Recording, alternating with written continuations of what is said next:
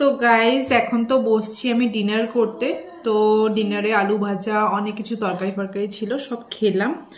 আর আজকে জানো তো ইচ্ছা হয়েছে আজকে আম দিয়ে ভাত দিয়ে খাবো। আমি কোনোদিনও খাই নাই, দেখেছি অনেক অনেকজনকে খেতে।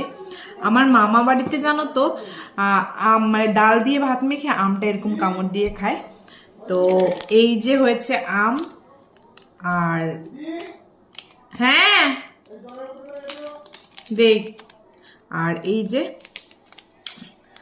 এই যে আমি নিয়েছি হলো গুঁড়ো দুধ। এই জব্বর সাইজের একটা আম। এখন গুঁড়ো দুধ ঢালবো, একটু পাল্প বের করতে হবে, না হলে স্বাদটা পাওয়া যাবে না। না আহা হা হা,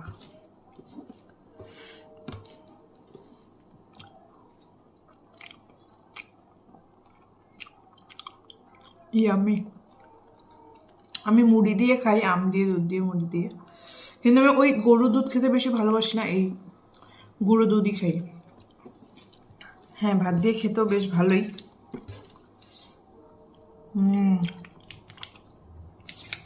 তোমরা কারা কারা খাও কমেন্ট সেকশনে লিখে জানিও।